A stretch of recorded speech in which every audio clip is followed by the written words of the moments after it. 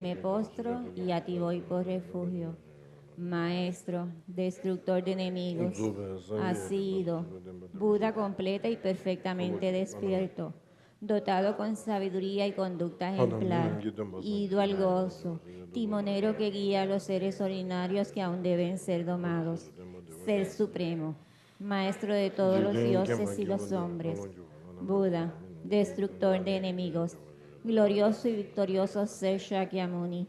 Ante ti me postro y a ti voy por refugio. Maestro, destructor de enemigos, has sido Buda completa y perfectamente despierto, dotado con sabiduría y conducta ejemplar, ido al gozo, timonero que guía a los seres ordinarios que aún deben ser domados, ser supremo, maestro de todos los dioses y los hombres, Buda, destructor de enemigos, glorioso y victorioso ser Shakyamuni. Ante ti me postro y a ti voy por refugio. Ahora leemos el Sutra del Corazón de la Perfección de la Sabiduría. Así lo oí. Una vez el bendito estaba residiendo en Rayagrilla, en la montaña llamada Pico del Buitre, junto a una gran asamblea de monjes y una gran asamblea de bodhisattvas. En ese momento el bendito entró al samadhi que expresa el Dharma, llamado iluminación profunda. Y al mismo tiempo, noble Avalokiteshvara, el bodhisattva Mahasattva, mientras practicaba la profunda perfección de la sabiduría, vio lo siguiente. Vio que los 5 skandhas son de la naturaleza del vacío. Entonces, por el poder del Buda, el venerable Shariputra le preguntó al noble Avalokiteshvara, el bodhisattva Mahasattva, ¿cómo debe entrenar un hijo o una hija de familia noble que quiere practicar la profunda perfección de la sabiduría? Entonces el noble Avalokiteshvara, el bodhisattva Mahasattva, le contestó al venerable Shariputra, oh Shariputra, un hijo o una hija de familia noble que desea practicar la profunda perfección de la sabiduría debe practicar así, viendo lo siguiente, que los 5 skandhas son de la naturaleza del vacío. La forma es el vacío también es la forma. El vacío no es otra cosa que la forma no es otra cosa que el vacío.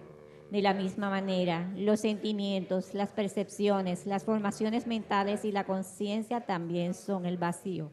Por lo tanto, Shariputra, todos los dharmas son el vacío. No existen las características, no existe el nacimiento ni la cesación. No hay impureza y no hay pureza. No hay merma ni hay aumento. Por lo tanto, Shariputra, en el vacío no hay forma, sentimiento, percepción, formación mental ni conciencia. No hay ojos, oídos, nariz, lengua, cuerpo o mente. No hay apariencias, ni sonidos, ni olores, ni sabores, ni tacto, ni dharmas. No hay dhatu de los ojos y así hasta el dhatu de la mente y conciencia. No hay ignorancia ni fin de la ignorancia hasta la vejez y la muerte. No hay fin de la vejez y de la muerte. No hay sufrimiento ni origen del sufrimiento. No hay cesación del sufrimiento, ni sendero, ni sabiduría, ni logro, ni ausencia de logro. Por lo tanto, Shariputra, ya que los bodhisattvas no tienen logros, moran en la profunda perfección de la sabiduría. Como no hay obscuración en la mente, no hay tampoco temor. Trascienden lo falso y alcanzan el nirvana total. Todos los budas de los 3 tiempos, a través de la práctica de la profunda perfección de la sabiduría, despiertan completamente a la iluminación insuperable, verdadera y total. Por lo tanto, el gran mantra de la profunda perfección de la sabiduría, el mantra de la gran percepción, el mantra insuperable, el mantra inigualado, el mantra que calma todo sufrimiento, debe ser conocido como la verdad, ya que no contiene falsedad. El mantra de la profunda perfección de la sabiduría es Taya, Gate, Gate, Paragate, Parasamgate, Bodhisoha. Tayata, Gate, Gate, Paragate, Parasamgate, Bodhisoha. Tayata, Gate, Gate, Paragate, Parasamgate, Bodhisoha. Tayata, Gate, Gate, Paragate, Parasamgate, Bodhisoha. Tayata Gate Gate Para Gate Para Samgate Bodhisoha. Tayata Gate Gate Para Gate Para Samgate Bodhisoha. Tayata Gate Gate Para Gate Para Samgate Bodhisoha. Tayata Gate Gate Para Gate Para Samgate Bodhisoha. Tayata Gate Gate Para Gate Para Samgate Bodhisoha. Tayata Gate Gate Para Gate Para Samgate Bodhisoha. Tayata Gate Gate Para Gate Para Samgate Bodhisoha. Por lo tanto, Shariputra, el Bodhisattva Mahasattva debe entrenarse en la profunda perfección de la sabiduría. Entonces el bendito salió del Samadhi y elogió al noble Avalokiteshvara, el Bodhisattva Mahasattva, diciendo: bien dicho, así es. Oh hijo de noble familia, así es. Se debe practicar la profunda perfección de la sabiduría, así como has explicado, y todos los Tathagatas se regocijarán. Cuando el bendito dijo estas palabras, el venerable Shariputra y el noble Avalokiteshvara, el Bodhisattva Mahasattva, y toda la asamblea de dioses, humanos, asuras y gandharvas se regocijaron y alabaron las palabras del bendito. Ahora hacemos la ofrenda de mandala breve.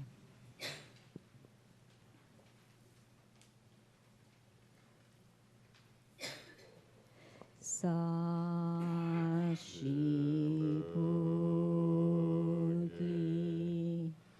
Yushimeto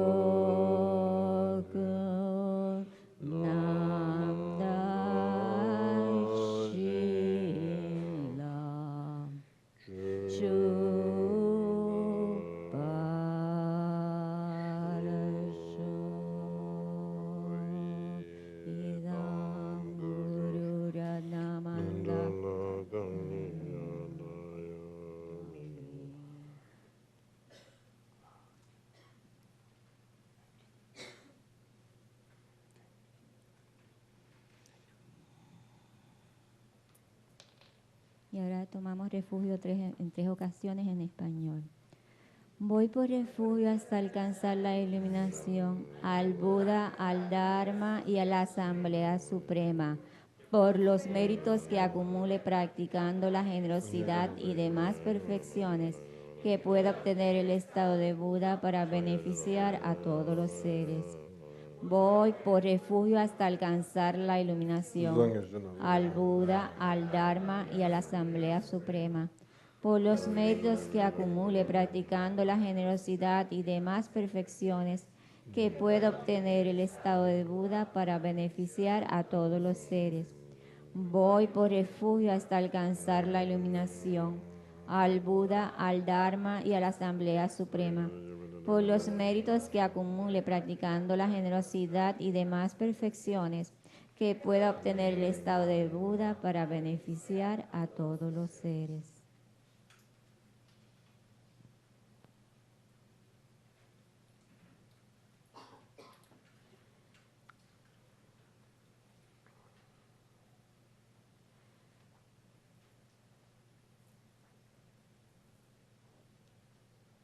Okay. Okay.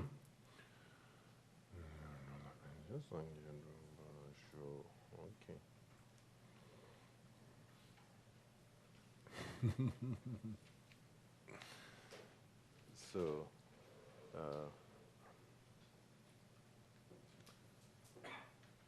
first of all, very happy to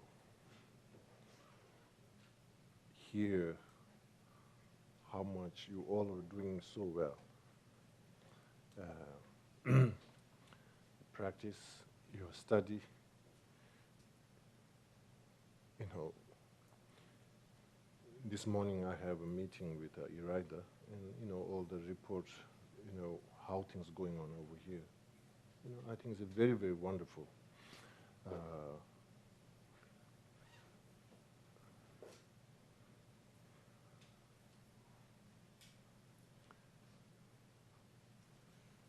Here, we are making effort to able to establish Buddha Dharma in the, particularly in a Latin country. It's something that really authentic, really can go root. So I feel we are doing quite really good. It is not just kind of going to surface, but trying to go much more deeper. You know, different programs are working, you know, the facilitator and the students, their enthusiasm, I think really wonderful. Very, you know, rejoice. But still, we need to, furthermore, how to nurture for new coming students to able to not only understand the Buddha Dharma, but able to practice and able to transform their life. Something that can, through this journey, that they can make something different contribution. Okay? So that's our kind of like the mission. You know, so as an institution, as an organization, you know, we're trying to creating such a condition to able to individuals to have that opportunity. You know? So anyway, my key things, in long story in short, I'm just rejoicing. You know, all of you are doing really wonderful. Okay, very happy to hear that.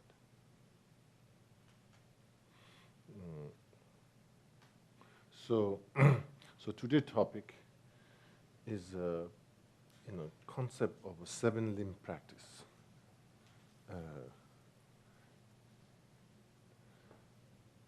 The one thing, where this practice coming from is coming from sutra in the Buddha's teaching. And that 7-limb practice coming from the sutra, and then such a practice was integrated into Sutrayana and Tantrayana both. When you practice Sutrayana, and there's a 7-limb as a preliminary. When you practice Tantrayana, also there's a 7-limb practice as a preliminary. But in a Tantrayana, it's labeled slightly different. 7 purity, it calls, Dünanda. But anyway, 7-limb becomes crucial. Now, 7-limb practice is where this concept of Ngondo practice is coming from. Where this coming from? Is it coming from the 7-limb practice? Okay, and 7-limb practice is really kind of like the guideline way to generating a realization. Only for intellectual purpose, we don't need to have a 7-limb practice. And 7-limb, when an individual person really have an interest to gaining realization based on whatever they're understanding, then the first door is where you entering the practice of 7-limb practice. Okay? And 7-limb practice is so much connected with the Ngondo practice. The concept of Ngondo practice is evolved through 7-limb practice. Now, also, since we are talking gaining realization, requires seven-limb practice. Okay? So when you're saying a realization, realization is not only by your own effort. Sometimes we feel if I do my all effort, maybe I'm able to generate realization. I have a friend of mine, student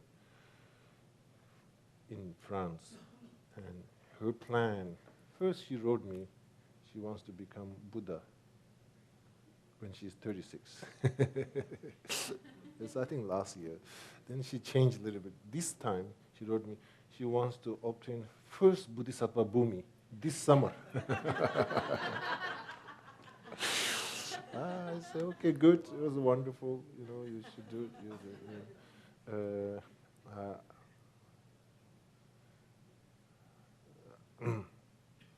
So anyway, maybe what, I'm kind of guessing. Maybe she feel I'll push myself.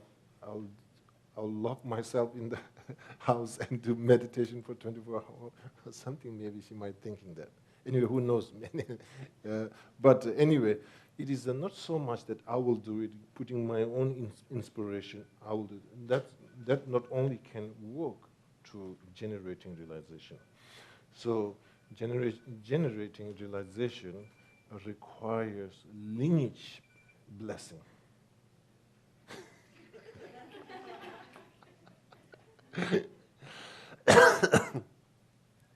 Generating realization requires a lineage blessing, okay?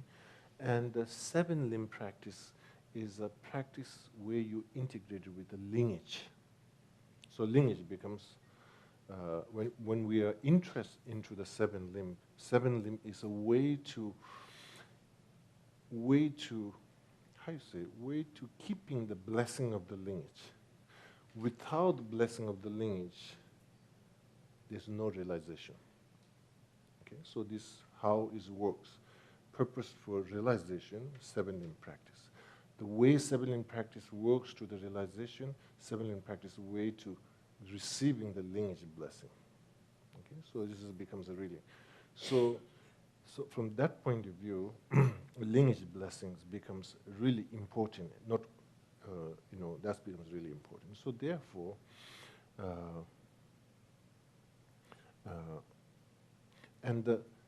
why is the lineage blessing is important? There's in the Lamrim, Lama Tsongkhapa's great Lamrim Chemo. First this side, now this side. We're exchanging. Okay. So, in the Lamrim Chemo, Lama Tsongkhapa mentioned that. Okay, anyway, Lama Tsongkhapa mentioned that.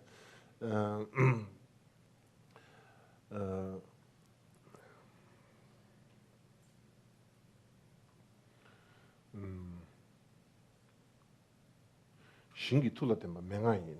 Shingi tula temba mengayin. Basically, gomna topa mige, gomna gila topa mige.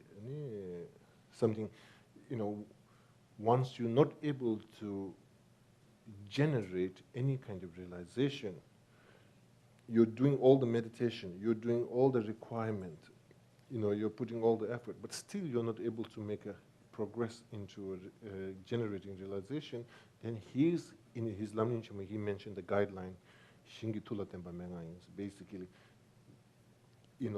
relying into the lineage is the instruction that he will refer, Shingi Tula Tempa Mengayin. So therefore, basically, concept of a purification and accumulating merit, purifying and accumulating merit is the source of generating realization, and purification and accumulating merit is basically done through seven-limb practice related with a lineage, the merit field. Okay, so basically, it really, we all are here. We all our practice is a one vision, we have to generating realization for purpose of benefiting sentient being. Okay, purpose is to liberate sentient being, and so since you want to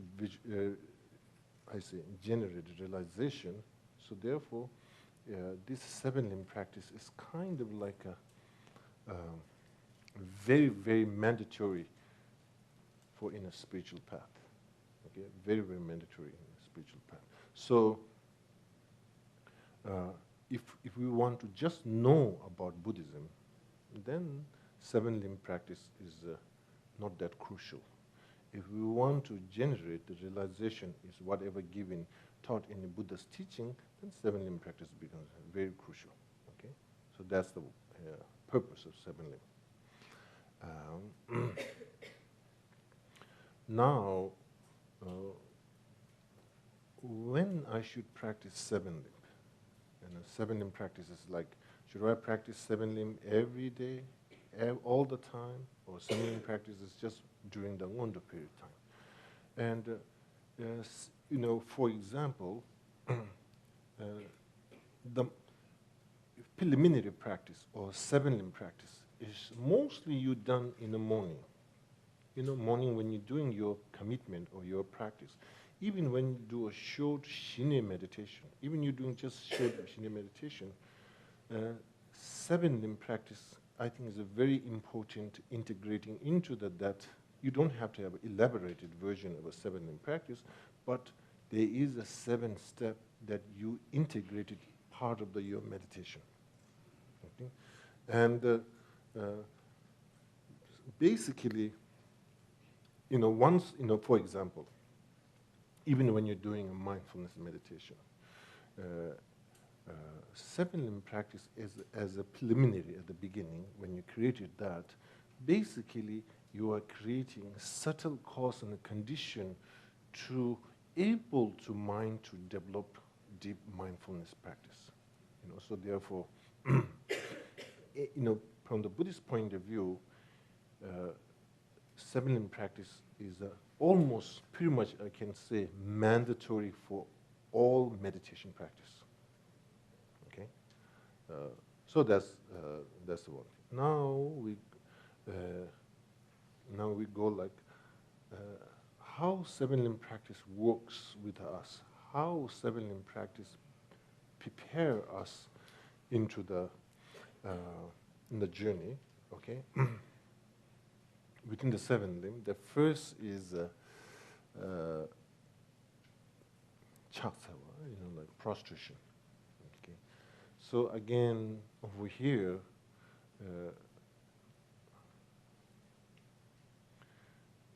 when I'm doing the seven limb practice, the first one, should I stand up and do my long prostration? Should I do this? Since it's saying prostration, is it mandatory to me to get up and doing the prostration itself? Part of the seven limb when you're doing, not mandatory, but if you kind of like get up and doing your prostration, I think it's really good. Okay, that's really good. But again, the doing itself is not so much the key factor, the first seven limb. What really it representing? What is really the message for me? This, my physical movement, okay? I think the first seven limb practice, the first one is a really, it is a something that message that we're supposed to get about the egolessness. Egolessness, basically what that really means is you are not going to do a practice with this kind of like a strong grasping of a sense of a self and I. It's not necessarily, we're not talking about the emptiness of a self or selflessness, or not that kind of things. And basically, there's a humbleness integrated in a step number one when you're doing the practice. Humility, or humility is going into the part of the practice. That becomes, what prostration really representing. Sometimes when you're trying to do a practice, sometimes we lose our humility. I'm saying the right way? Like some kind of humility. I'm doing practice. Sense of I kind of like overtaking. So once you come over there, it just kind of like shut down all the possibility of generating a realization. And in another way, it invites all the obstacles. Not able to complete, not able to concentrate, all that thing. So there is this 7 limb practice. First thing is your sense of feeling of self have such a no over-exaggeration and no defragration. It is some kind of really, from your own level, you carry on to a very balanced state of self. So that's very important. That's what the message of practice of a prostration within the 7 limb first. So that becomes like a really important. Okay. So so what happened is what happens when we are practicing with a rushed. When we're practicing, okay, I need to go somewhere. I need to finish this soon.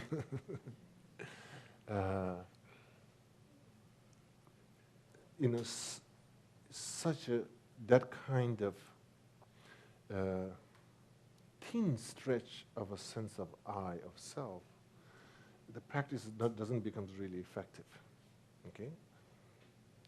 Obviously, anything when you're done in a rush state, nothing becomes effective. And particularly, so therefore, when we're trying to do a practice, particularly in a 7 limb practice, you have to have a sense of a unrushed and untight self, grasping, or totally popped up self, nothing, those kind of things, really balanced state of a self. Okay, very balanced state of a self. And based on that, first practice. Okay, is also, I'm not talking about a spaced out self. You have no idea what's the time and no concept, not kind of spaced out self, or not so much like a over exaggeration or neither defragation. So it's kind of very balanced state of self. So, step number 1, prostration is basically message to don't engage in a practice with a full of an ego. Okay, so that's the one thing. Without egolessness, without ego, you engage into your practice.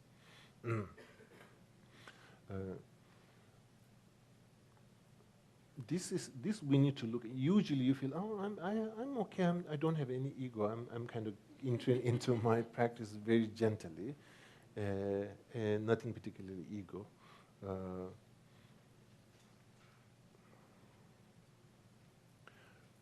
But sometime when you enter into the practice, it is not about the first step of your practice. The first step of your practice, maybe not necessarily you have such an ego, but when you're kind of going through your practice, then there's a naturally sense that, oh, I'm doing really good. Oh, my concentration is really good. Oh, this and that kind of like a mundane thought interference. So it may not necessarily, at the beginning you don't have, but there is a consistently. So is the message about the prostration is keeping a consistency of egolessness in all of your practice. Okay, so that's the one thing. Okay. In the second one, 7 limb, an offering. Okay, so here, offering in terms of what's really happening over here is to generate realization and to generate realization, with a strong sense of attachment, we're not able to generate any kind of realization. So offering within the 7 limb, the second limb, the offering, is a really kind of tackling, kind of like the right hand of the ego, which is the attachment. Attachment really works very close with the ego.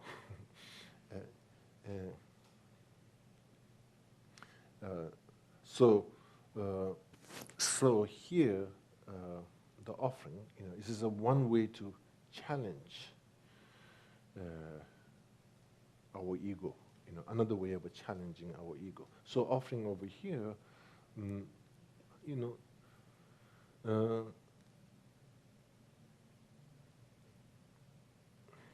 although in a practice, it may give you different, visualizations. Make offerings of a flower, make offerings of incense. At the beginning, we have this kind of exercise, but really, when you make an offering, you have to you look into yourself. Basically, the second limb is really telling us, look into our craving mind. Look into our craving mind. The mind that really grasps so strongly, how am I able to let go that? Am I able to let go that? So within the seven limb, the second one, the offering, is something that we need to push the limit of our craving and our attachment. So, something kind of like it's not so much about the detach. It's not so much about the detach.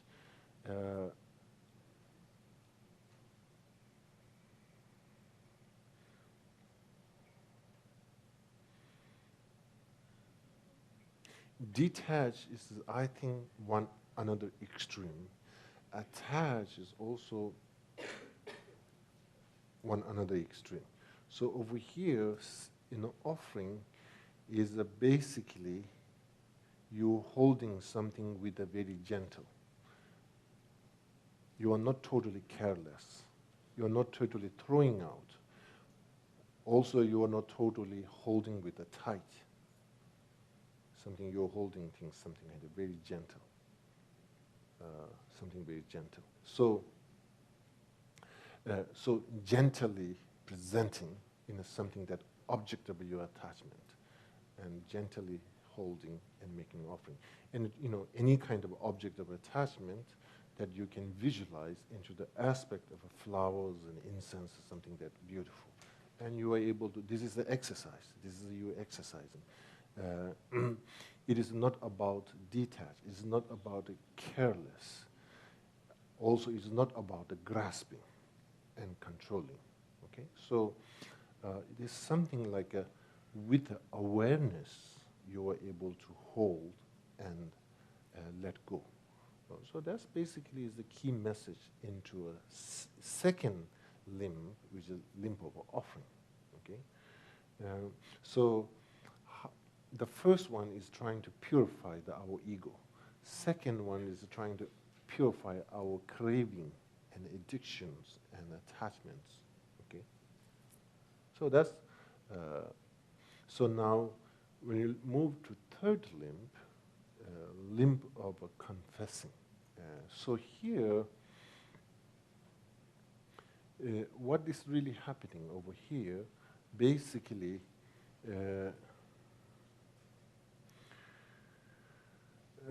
since of total openness from your side towards to the lineage. Okay, total openness. So total openness over here, what really is really behind what's happening is you have full trust from your side. You have a full trust, nothing to fear towards to the merit field or towards the lineage. It is a really, from your side, you're showing the confidence. The third limb is something that you expressions of your own total trust, total confidence towards to lineage or the merit field. Okay, so this as a fundamental in down at the fundamental, and then based on that you are able to totally open your heart. Based on that you are totally able to reveal your negative karma over body, speech, and mind. This is basically something that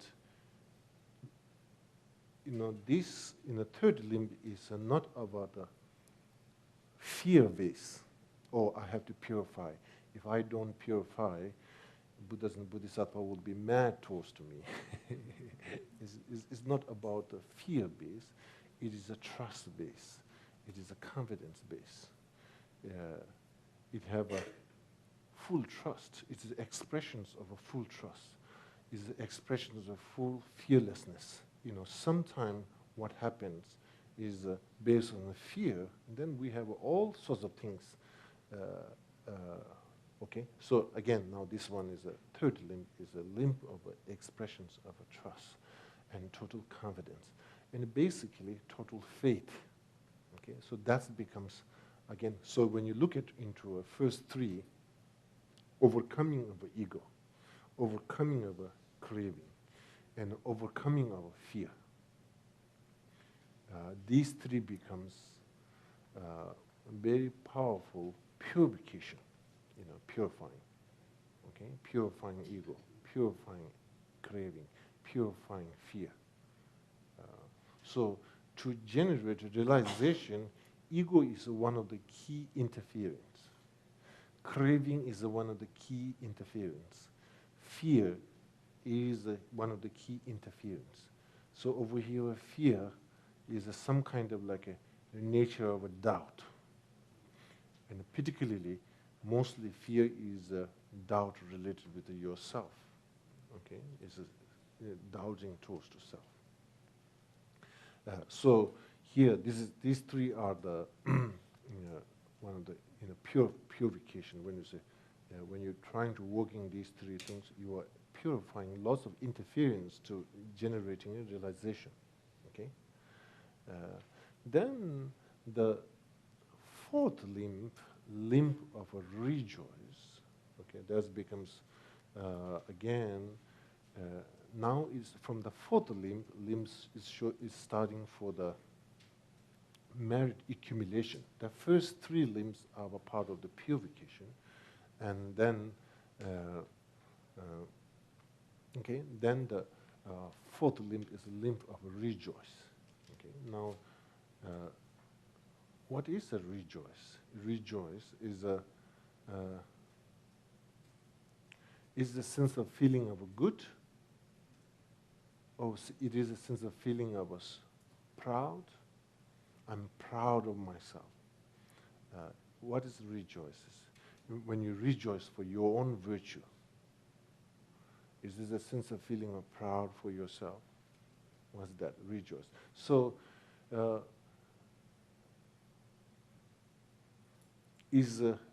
rejoice is a sense of feeling of a satisfaction. When you rejoice for your own virtue karma, it is a sense of feeling of satisfaction. So what is really rejoice? So here,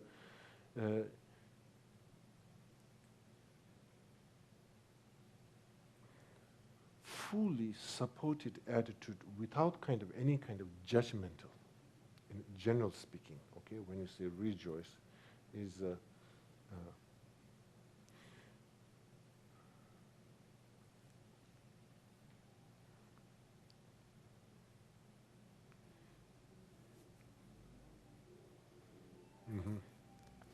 we rejoice for music.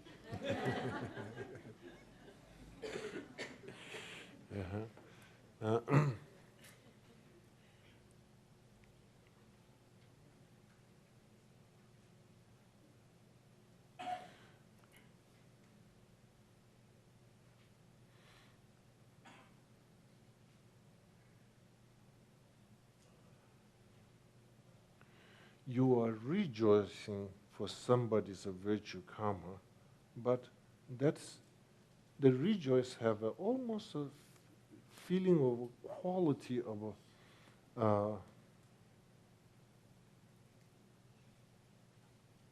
almost have a feeling of a quality of a shine. Let me put it this way: rejoice is not so much about excitement and totally kind of. It is not necessarily is I will say uplifted mind, but rejoice it is not so much a single pointed concentration. It have something almost like a very subduing sense of feeling, almost like a very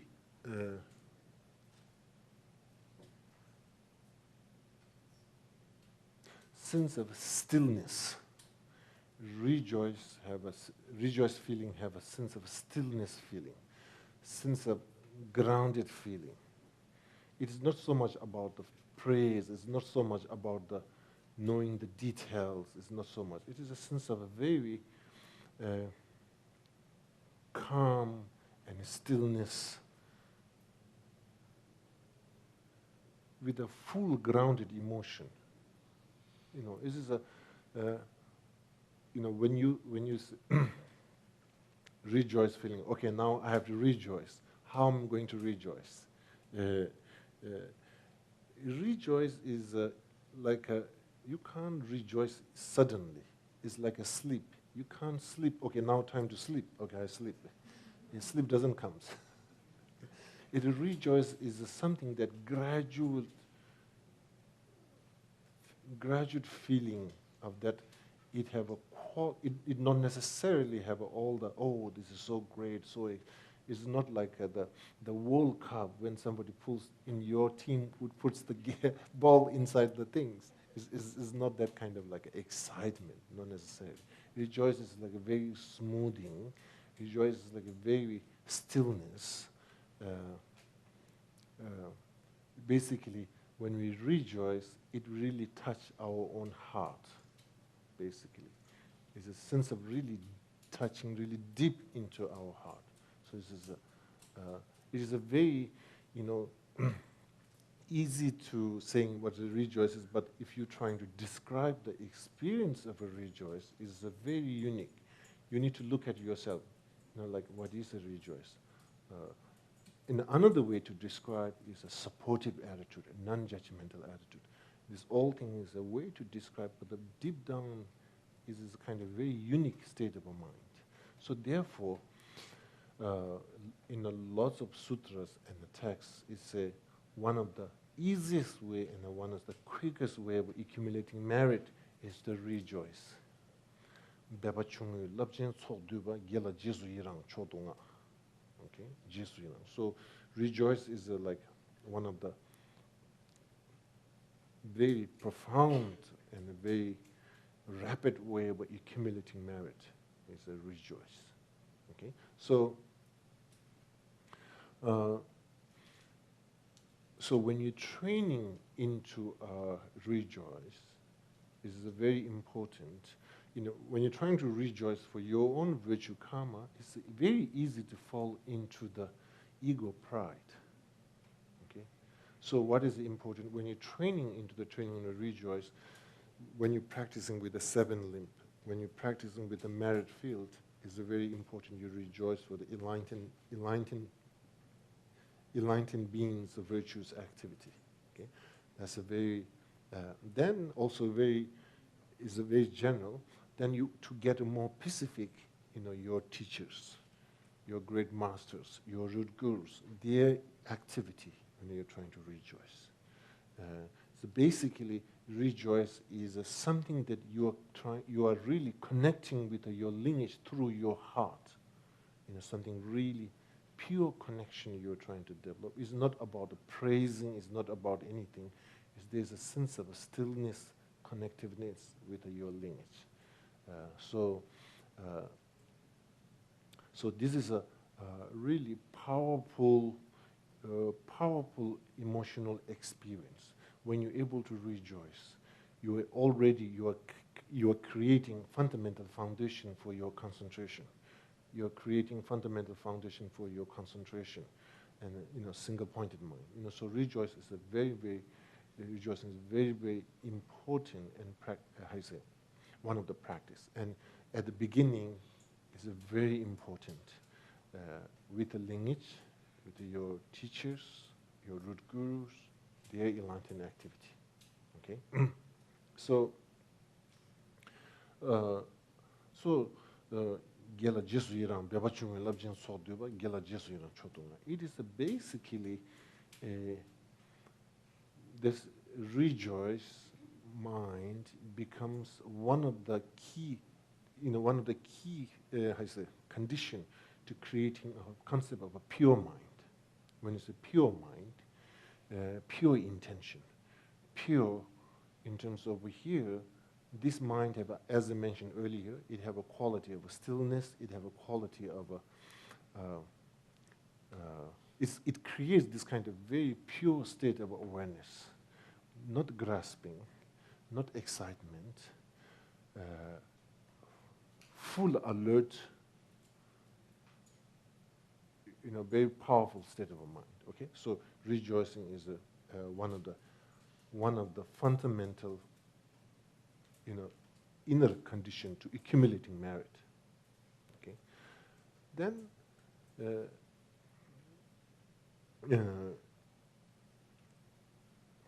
Jesu Yirangwa, then Chungoku Kuwa, Nyangalamida Waswataba, the fifth and sixth lamps, fifth and sixth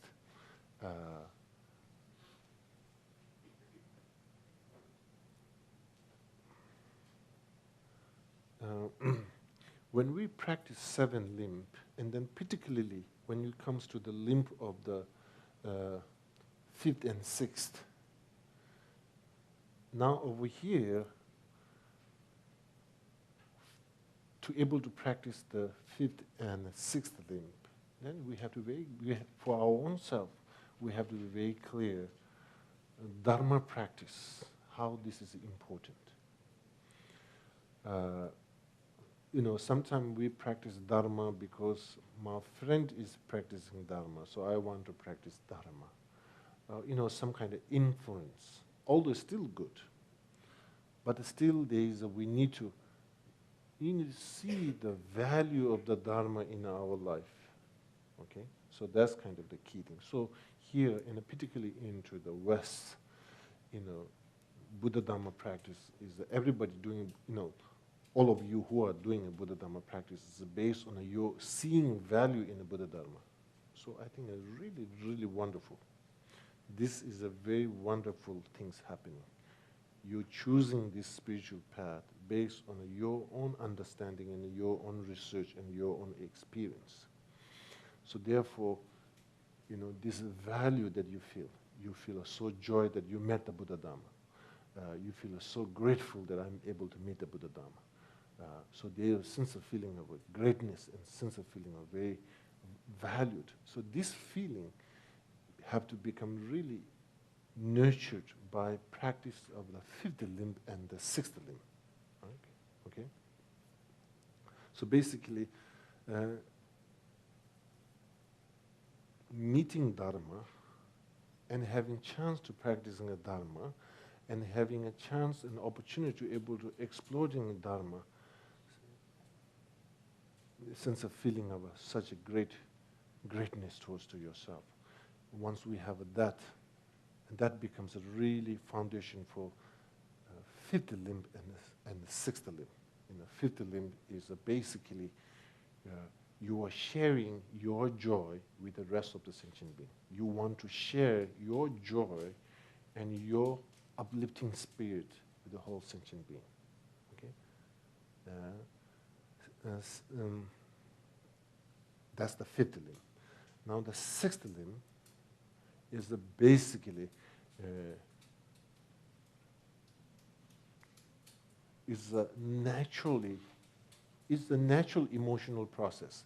Once you see something is very wonderful, then you have a natural feeling of a consistency of that wonderfulness. So the sixth limb is basically Dharma practitioner and an individual who share their Dharma, who teach their Dharma. May they all have a very,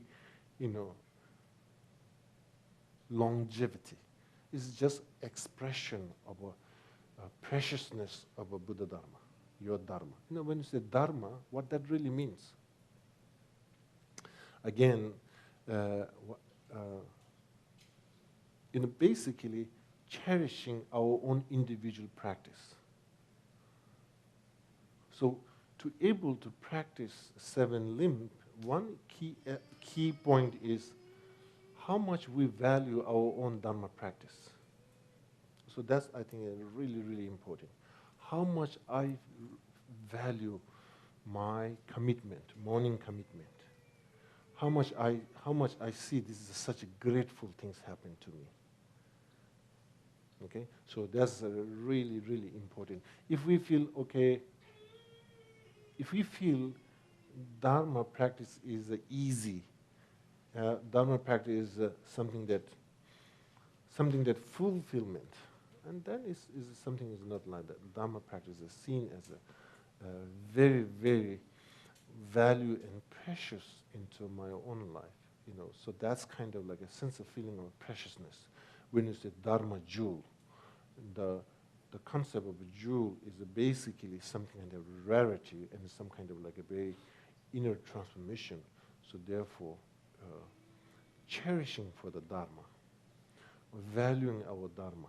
Basically, Dharma means over here our own practice.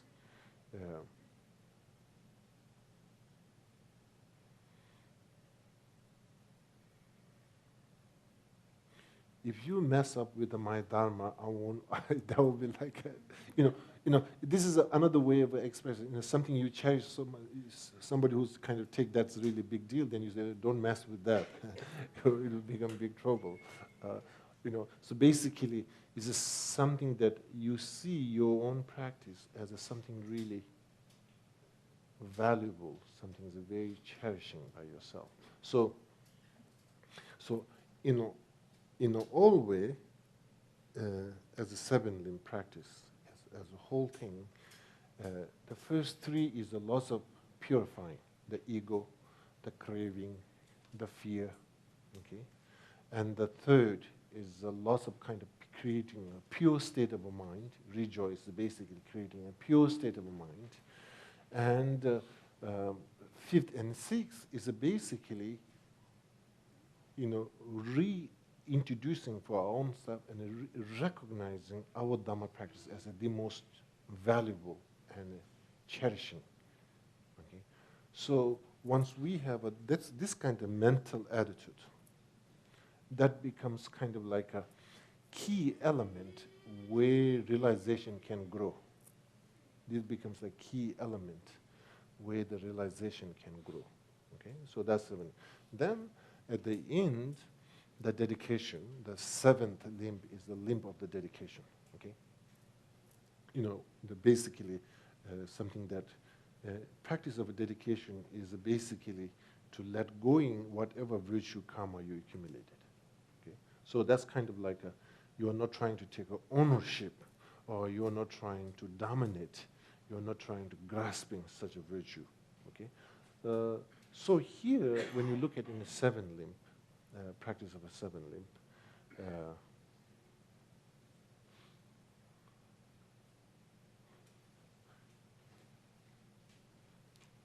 in another way to look at it is the seven limb practice is almost like a protection wall. If you're doing practice, you have a 7 different circle you are protected by. Feel in that way when you're doing 7 limb practice. Each limb are almost like the first limb is a protection from ego. Second limb is a protection from craving. Third limb is a protection from fear. Okay, and fourth is a kind of protection of a pure mind. You're protected by all this 7 limbs as a seen as like a 7 mental quality, which really protects your virtue state of mind. And based on that kind of protection, there is a naturally able to grow your virtue karma. Okay. Okay. So that's the 7 limb function of a 7 limb. Now, when we talk in the lineage,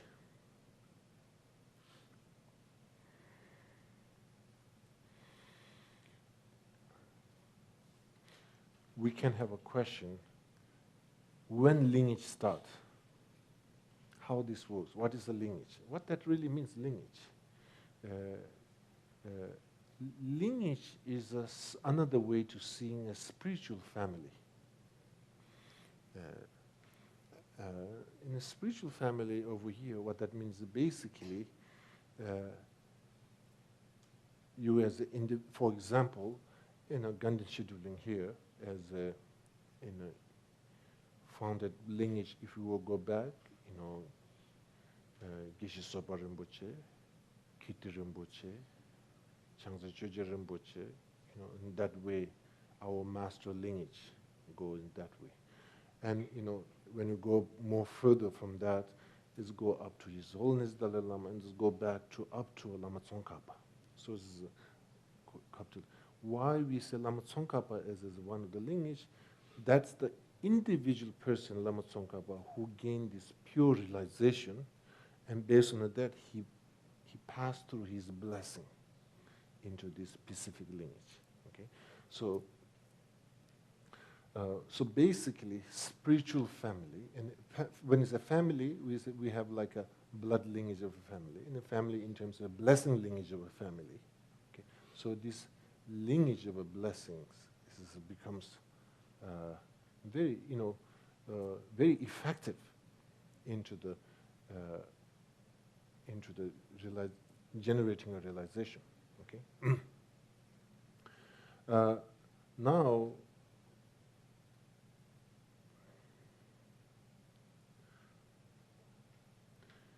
One thing is lineage becomes very important because spiritual growth takes into the ones you're able to ground in your spiritual practice. And the way to ground in your spiritual practice is through the lineage. Okay, grounding. So that's once you're not grounded in your spiritual practice, there's no way to generate a realization. The way to grounding into the spiritual practice is through the lineage. Okay? So then we might get, what happens? Can I ground like 4 different lineages together in myself? Why not? I can ground it 4 lineages in together. in the Tibetan case. But now over here, it didn't happen past, so maybe it's difficult to happen in present, or don't think so it's going to happen in the future. So over here, the main thing is what happened is, now the concept of a lineage is not about, oh, my lineage is the pure. It's not such a like this. This is totally wrong. Totally wrong. It's not about, when you say you're born in a family, you're just born in this family. That's it. Somebody's born in another family due to karma. There's nothing, one is better, just 2 different families. Okay? So therefore, you root it into the one lineage, but you have a full awareness and a respect towards the rest of the lineage. And that's like exactly how His Holiness, he all the time encourage for his followers and the people who have faith. You have kind of like an interfaith. Interfaith is not about, there's in the West way of saying, you know everything but not master in nothing or something like that. What you say? Master of everything? Jack of all trades and master of none. Can you say that again? Jack of all trades. Jack of all trades. Master of none. Master of none. yeah. Anyway, that kind of things. So anyway, so therefore, I think it's a very, very important, and once you are into once you take the lineage as a series, and then it becomes one of the requirement is, how you say, putting it down another Dharma practitioners is extremely negative karma, extremely. Sometimes we, say Dharma gossip. Oh, Dharma gossip is still gossip. Okay, so anyway, once you kind of like rooted in the lineage, then disgrading any Dhamma practitioner, any Dhamma master is extremely negative. If you hear somebody is doing that, you make a strong prayer and dedication not to happen that. It's a very, very, it is like a strong poison into the water resource. Couple maybe month ago in Portland, one day they announced, don't drink any water. Something poison happened in the water. And nobody can drink the water from tap. No, we have to not allowed to, almost took 2 days. Suddenly, because I don't know what happened, somebody dropped something into the water reserve. Is basically same way once you are in the lineage and then disgrading for something is like a water, that kind of same thing. The damage is huge, although it's seen by one person, but the damage is huge. So therefore, it's very, very important, that once you feel, basically, once you're starting doing a 7-limb practice, then disgrading inside the family or inside the lineage or another lineage is an extremely, extremely negative karma. So therefore, very, very careful. It is not about if you hear somebody's doing, basically you don't make also judgment, oh, that is a bad, that is a negative. No. We just make a strong prayer and dedication, never happen that person to express such things, and kind of very compassion and prayer dedication. So lineage is not about I'm good, nobody's except me, rest of not good. It's not about that. It is, particularly when you're practicing 7-limb in the lineage, you have extremely responsibility of disgrading another lineage, not doing such a thing. Okay. So that's really important. Okay, now,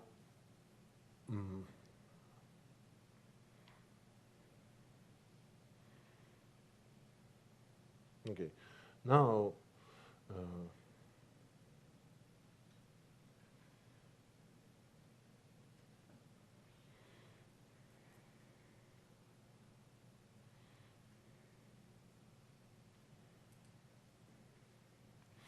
so, what is the essence of a prostration? Okay.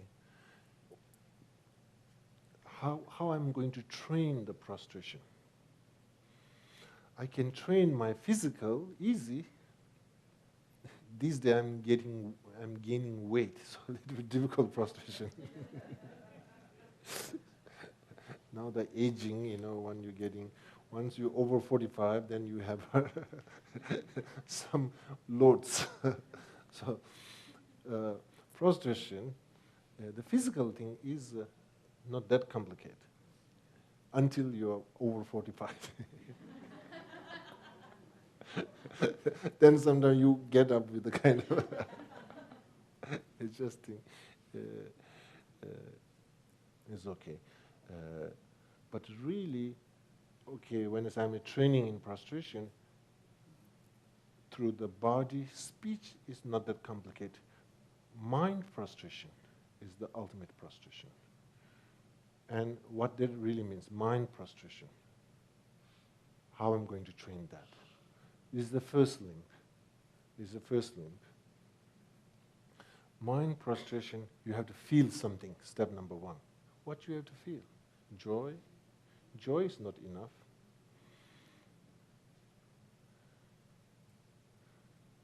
Accepting, that's also not enough. Still good.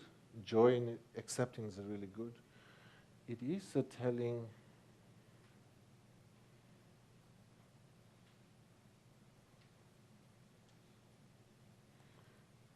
egolessness. We have the feeling of egolessness. What that really means. To training in prostration, only within the 7 limb, first limb may take a long time. But again, we need to keep it clear is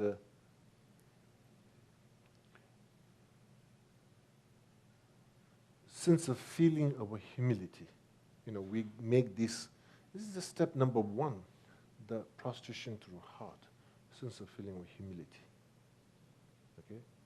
From there on, there's a still mind, heart prostration, there is a space to grow furthermore. Okay? Okay, so that's the one thing. Now when we say offering, what that really means.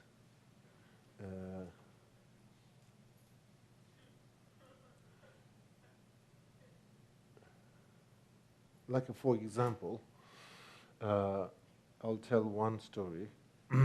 There's one of a Kadamba master, and he's doing his, in a cave, he's doing his own daily practice. But the one day, one of his benefactors coming to visit him.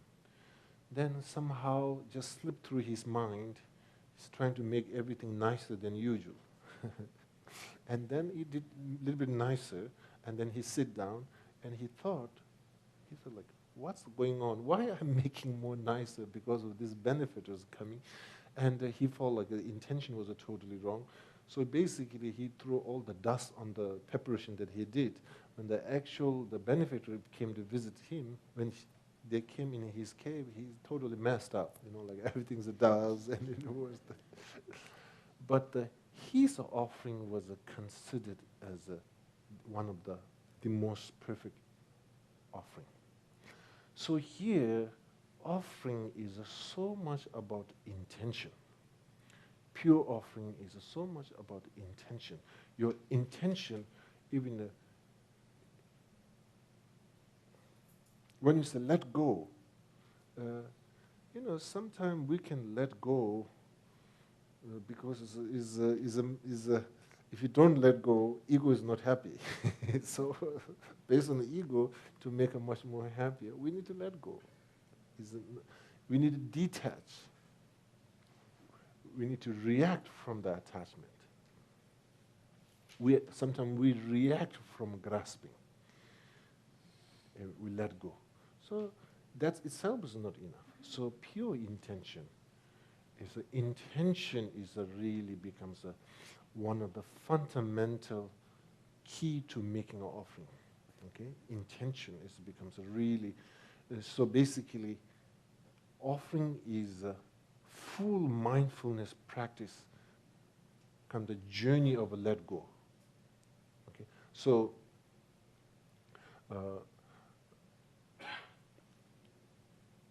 In a simple way to put, how am I going to practice pure offering or second limb? How I'm going to train to make this practice much more effective is basically any virtue action that I'm going to do based on a pure intention.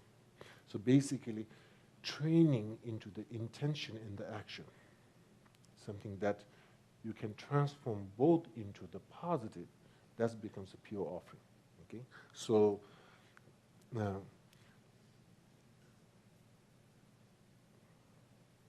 second limb is a lot about the training of an intention and the performing the pure action. So that's basically second limb. Okay, when you say I want to train in the second limb, it's not about you can bring many different flowers and offerings. It is so much about that root of that action coming from that intention. Okay, training of intention. So training into a second limb is one of the most longest period of a training is a training of an intention. How we train now. Our intention have so many habits. It's a very even this yogi, training in a cave for a long time, but somehow due to the habit, it slipped such a mundane thought. So,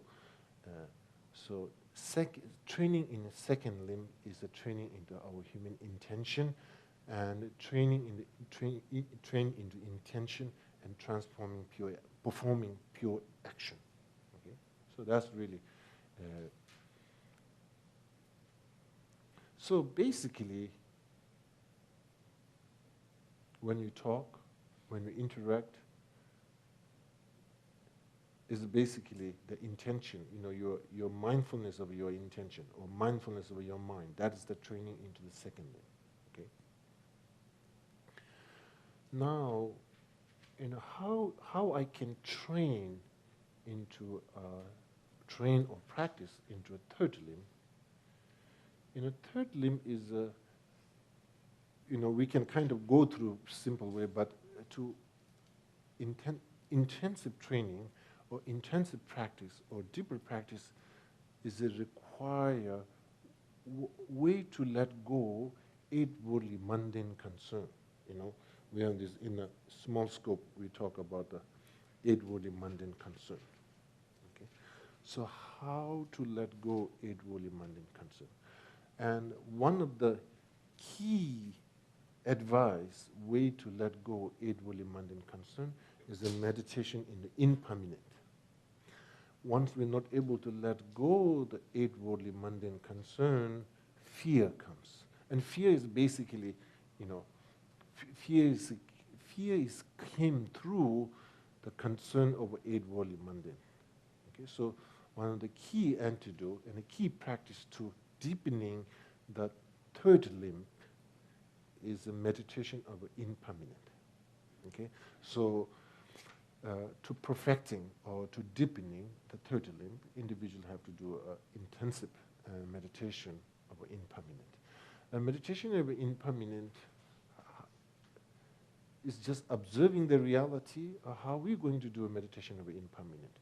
What is the right time to doing a meditation of impermanent? Okay.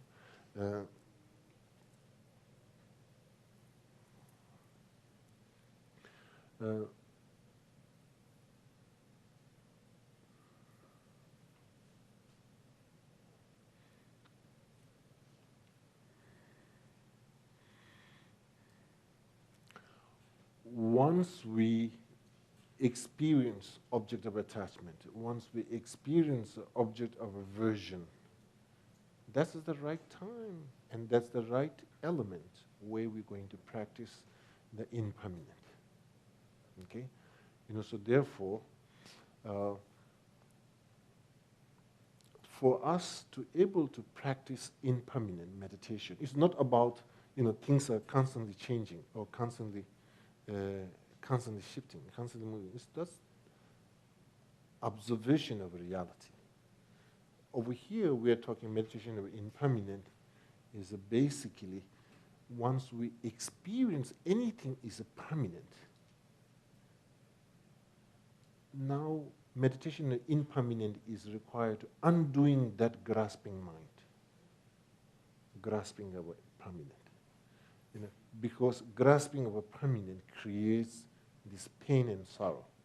So meditation of impermanent is undoing that emotional process. Basically, meditation of impermanent is basically, how you say, any kind of heavy emotion or strong emotion. Object is sometimes positive, sometimes, most times is negative. Even emotion, positive emotion, when it becomes strong, it have an element of a permanent grasping. Once you have an element of a permanent grasping, exactly, it's required to meditate impermanent. Meditation of impermanent is almost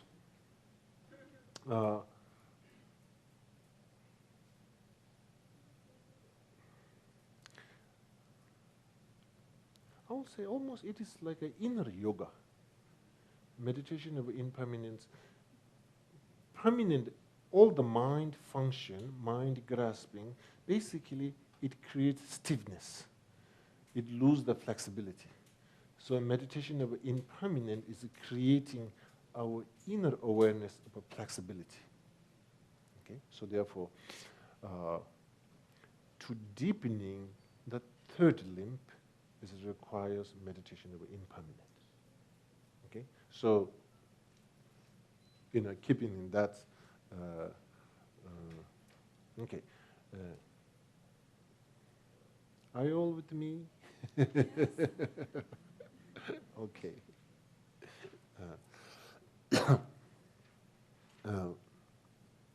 Then the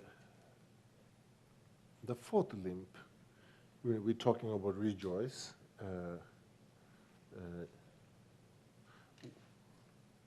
This is the fourth limb. It is something, of course, anything training, in this life training, have a continuity or a previous life's imprints and so on and so forth, but particularly the fourth limb is something that intellectually it is not generated through intellectually process. It is not generated through logic process. It is something comes from previous life's gift, somehow karmic gift. It is generated from lifetime to lifetime. It's something very unique. Okay. So over here, when you say rejoice, is basically how we're going to deepening this concept of rejoice.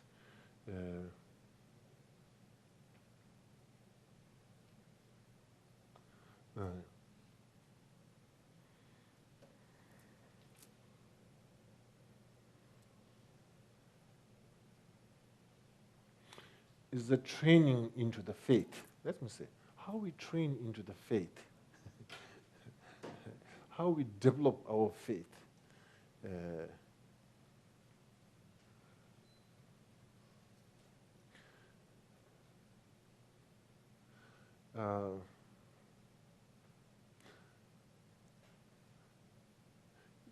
Like for example, I will try to train to trust you. We can't really do that. Trust, like for example, you can't train. I can't. I say, when you say trust, we need to earn it. You can't train the trust. So here, rejoice is something like that: earning, seeing, feeling it, witnessing it. So rejoice is something that, when you say feeling it, witnessing it, it's not so much external things. It's not talking about external things. Okay, so it is so much. Rejoice is so much about. It's not about conviction. It's not about something that like your gut feeling. It's not about that. It is something very unique. As I mentioned earlier, it is some kind of pure mind. And pure mind, when it's a pure mind, it is somehow innocent mind. And when you say that innocent mind, what that kind of means is that mind doesn't run after immediately about judgmental. Basically, in another way to put it, when it's a pure mind, the innocent mind, that means mind that doesn't runs after immediately some kind of conventional conclusion. Mind that hesitates, rush to conventional conclusion.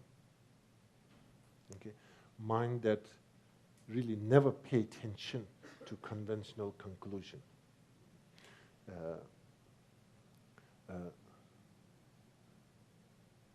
So basically,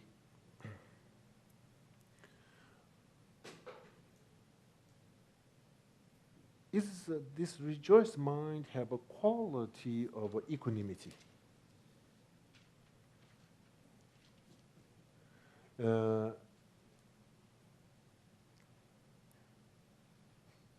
Non-discriminate, not rushing into any kind of judgmental and non-discriminated state.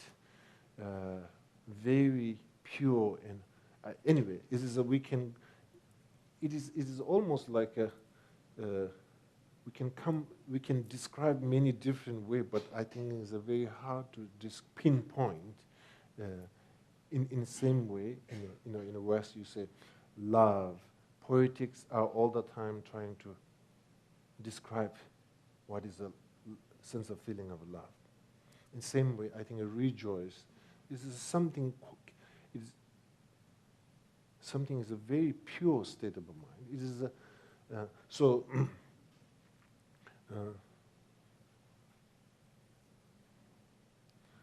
okay.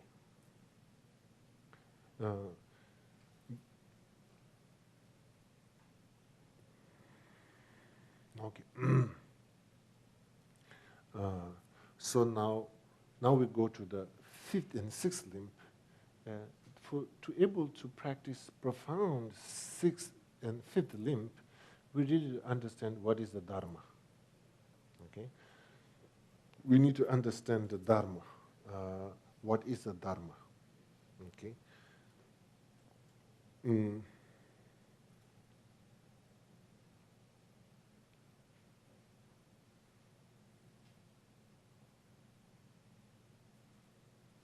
Is the meditation is the Dharma? Is a reading book is the Dharma? Reciting mantra is the Dharma? What is the Dharma?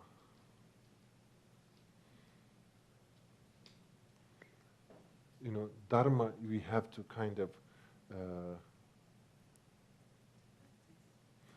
to practice. We say Dharma practice, and to practice Dharma, we have to know what is the Dharma. And Dharma, again, is a word, is a Sanskrit word. There's no West English word for Dharma.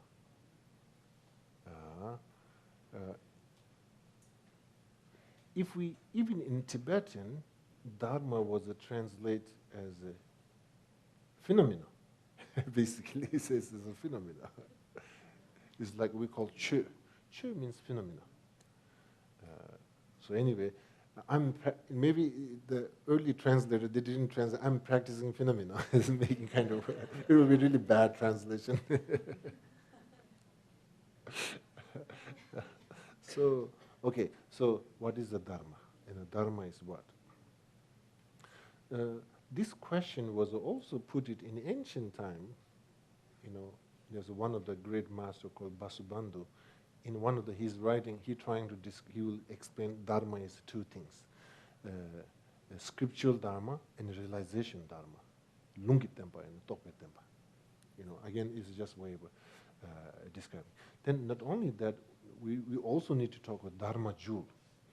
You know, Buddha jewel, Dharma jewel, Sangha jewel. Then we talk about Dharma jewel. What is a Dharma jewel?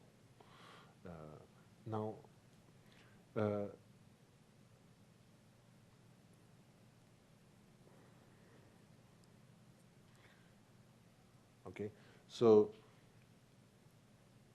now key thing over here, when you say Dharma, what is the Dharma? Is my own training of ethic, my own training of a concentration, my own training of a wisdom is the Dharma. Okay, this is something that my own training, my own inner training. You know, you train in ethic discipline, you train into the concentration, you train into the wisdom. So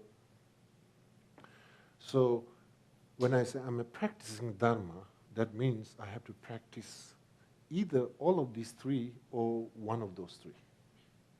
So, and not only practicing those three trainings, training of a discipline and ethic, and a training into the concentration and a training in the wisdom, not only this kind of training, why are you training these three things? You need to see the value of these three training. Okay, so here when we say Dharma, is that we need to look at is that Dharma is nothing. Is not something materialistic or external things. It is some kind of internal quality, internal training that you strengthen within yourself.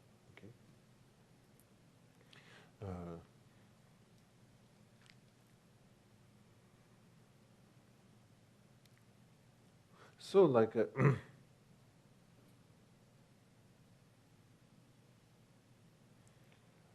know, Dharma tax, you know, sometimes we tell, don't put in your cushion. You know, how are you going to treat your Dharma tax? You know, sometimes even we have when there's a Dharma text was a reading, you just you treat it different way. Even like a mess of Dharma printing, you just don't kind of like what you call make a round and just don't throw into the dustbin. In the Dharma,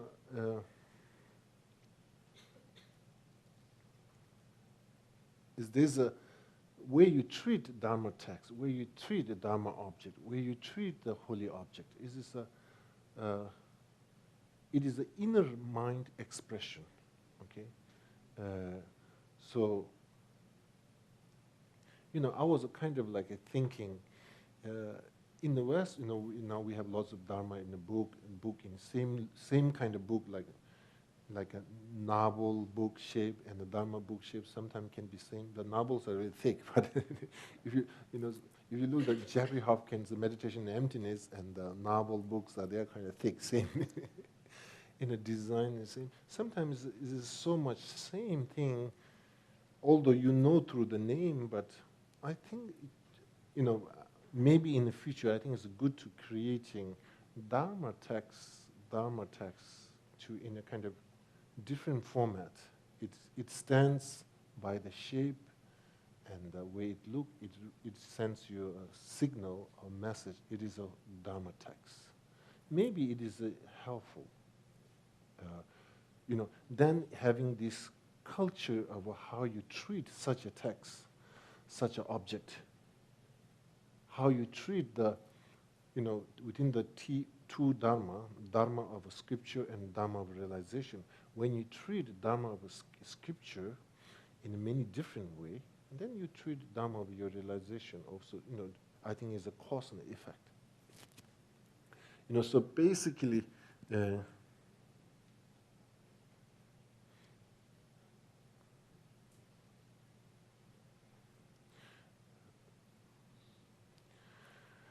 my mom, my aunt, she have one very, very, very precious stone. And very, very, in Tibetan we have this different called si. I don't know, anyway, one kind of like a stone, is very precious. And I think several business person approaches her and wants to buy that stone. Is considered very precious. And then she felt, no, she don't want to trade with the money, this one. And then one day,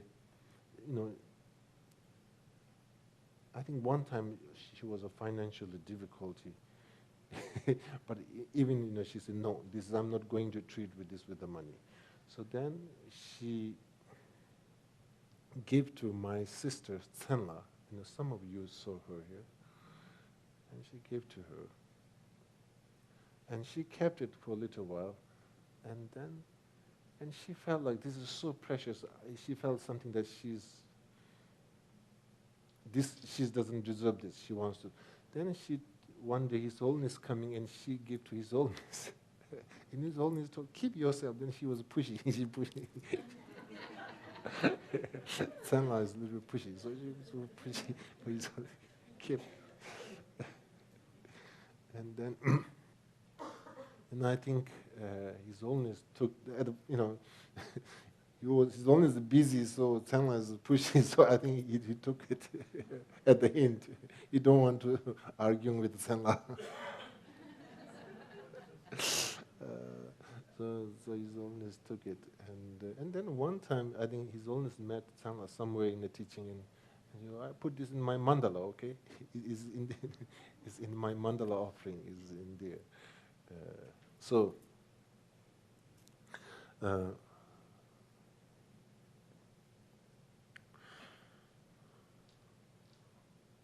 Sometimes when we have a family things, which this is something where you treat.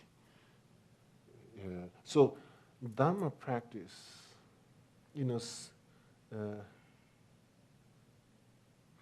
how we treat our Dharma practice, I think that is really the source of our challenge of keeping our commitments, our challenge of, unable to sometimes challenge our practice or our mundo and everyday things. In an ultimate way, I think we need to kind of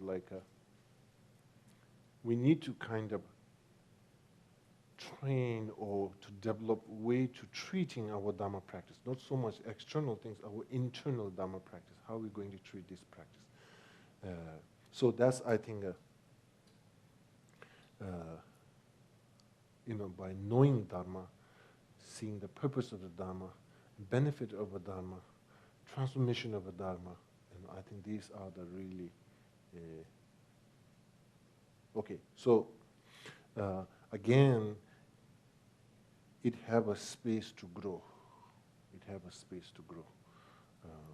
Okay, so once we grow that, in a fifth limb and the sixth limb, also naturally you feel really deepening. Okay. Now dedication.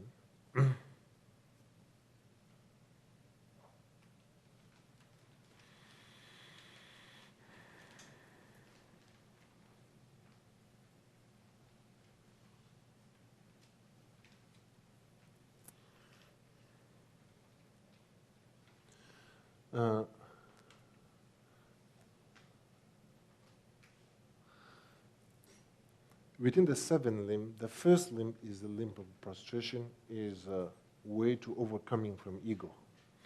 Now the last limb is the seventh limb, is the dedication. Dedication is also about ego. Is a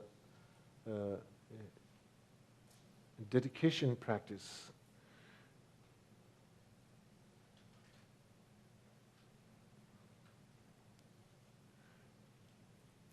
Basically, sometimes when we practice, sometimes we might get feeling of a consuming virtue karma, or consuming practice, kind of doing attitude. So this whole kind of almost like a very materialistic view, a very materialistic behavior. So it becomes kind of like pollutes the practice. So the dedication is about that. Dedication is how to overcome this kind of very materialistic approach, very consuming approach, very kind of like okay. So you are accumulating merit, but you are not consuming merit. Okay. So here dedication is.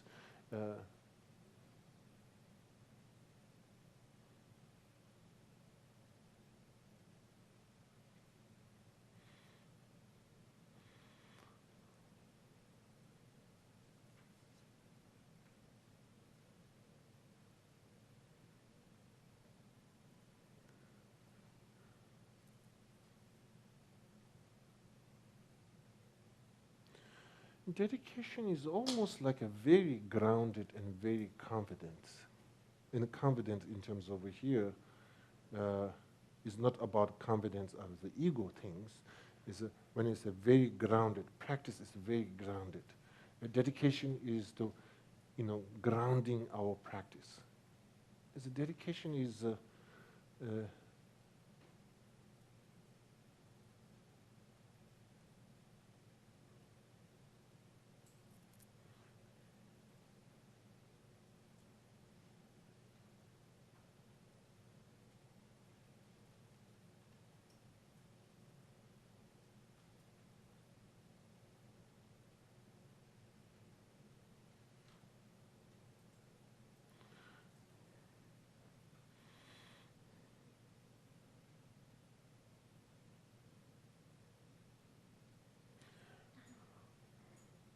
I say dedication is almost like a perfection of a virtue karma. Okay, what that really means is basically it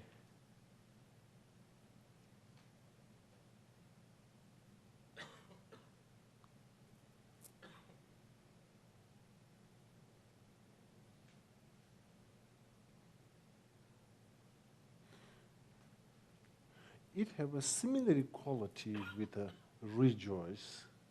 It have a similar quality with a rejoice, but dedication have some kind of a conclusion element. Okay.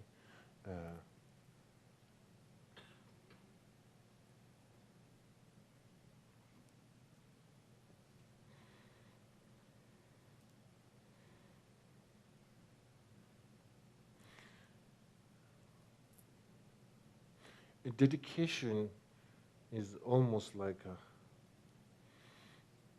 in the sutras is mentioned, dedication is like a drop of water pouring into the ocean.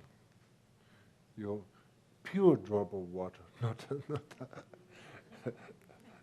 a pure drop of water, throwing in the ocean. Until that ocean exists, that pure drop of water will exist. So.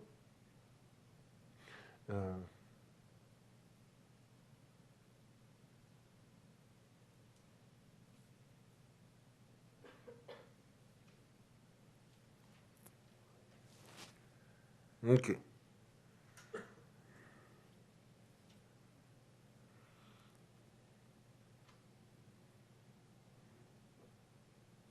Particularly Lama Zopa Rinpoche, some of you been in his teaching. Usually his teaching is until morning 2 o'clock or 3 o'clock. Then when he's finished his teaching, then his dedication is again 2 more hours.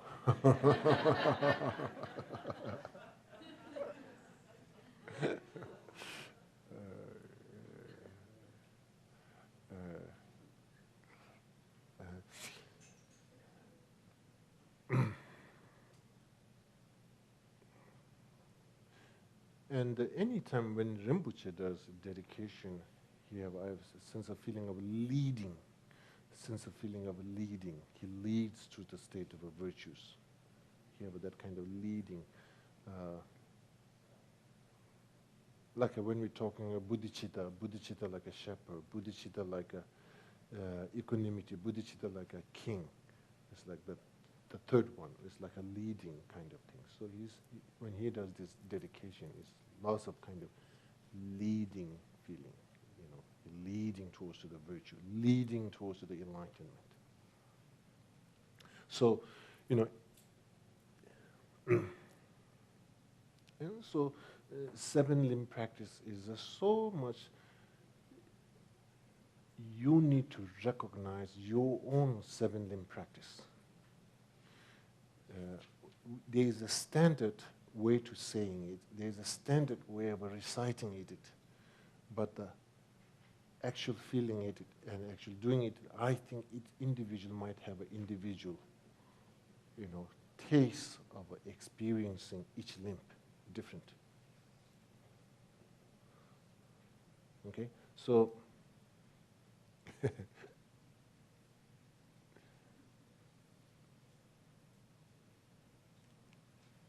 So basically, it is one way to saying is a seven limb practice. Although early time, until now, I say seven limb practice is related with the lineage. There's a truth. We went many things. We also talked about seven limb practice as a way to overcoming our inner challenge. Okay. Now another way to look at it, seven limb practice is to knowing your own spiritual practice. To knowing my own spiritual, I say taste, is done through the seven limb practice. Seven limb practice is to creating good connection with my own spiritual practice. Seven limb practice is creating some kind of connection with the enlightened being. Basically, seven limb practice is a path of a communication to understanding.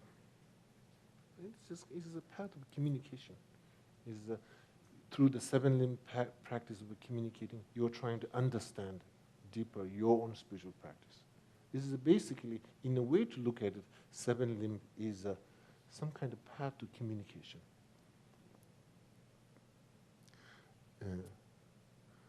Specific communication. Okay.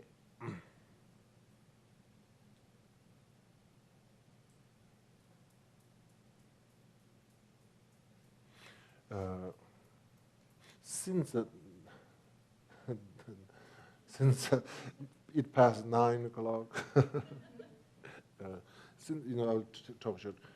Dharma in Buddhism, Buddha is a doctor, Dharma is a medicine. Okay, so we are talking from that kind of structure.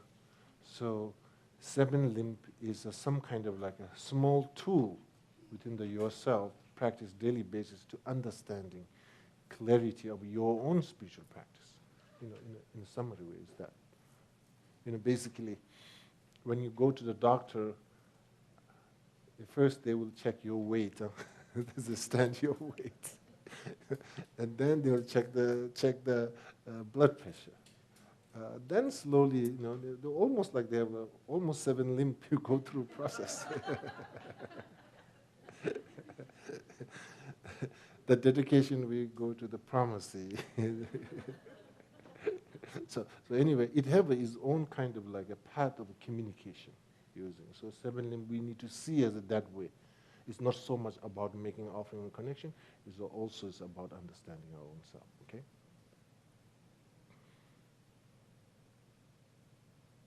Thank you.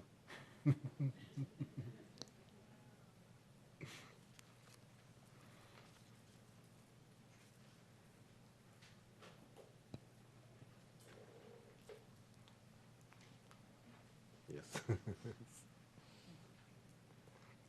Ahora finalizamos con la oración para la larga vida de Yangsi Rinpoche y de luego la dedicación. Recordando siempre al hacer esta oración de larga vida a todos los maestros que enseñan el Dharma a través del mundo. Madre Tare, liberando del samsara. Tu Tare, liberando de los 8 temores. Tara, Madre que libera, por favor otorga el don de la longevidad.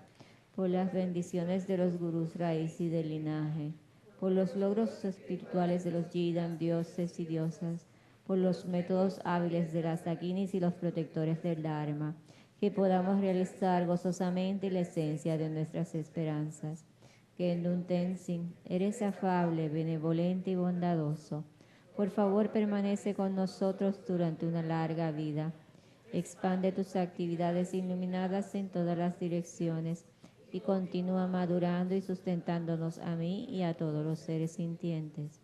Desde este momento y durante todas nuestras vidas, manténnos bajo tu tutela. Sé nuestro amigo, nuestro divino y virtuoso guía. Limpia la degeneración de la ignorancia. Ayúdanos a realizar rápidamente nuestro recorrido por los caminos y alcanzar los 3 cuerpos de un Buda, por la verdad de la realidad incambiable y por la bendición conjunta de la indestructible Sangha, que la esencia de estas oraciones se logre rápidamente. Que por los méritos de esta virtud pueda alcanzar rápidamente el estado de un Guru Buda y pueda llevar a este estado a todo ser sin excepción. La mente de iluminación es suprema y muy preciada. Que donde no ha surgido surja, que donde ha surgido no disminuya, que cobre cada vez más fuerza. La visión correcta del vacío es suprema y muy preciada. Que donde no ha surgido surja, que donde ha surgido no disminuya, que cobre cada vez más fuerza.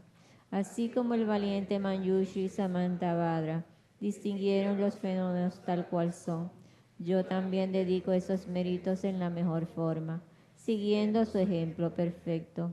Dedico todas estas raíces de virtud con la dedicación que es considerada la mejor por los victoriosos asidos de los 3 tiempos para poder realizar todas las buenas obras.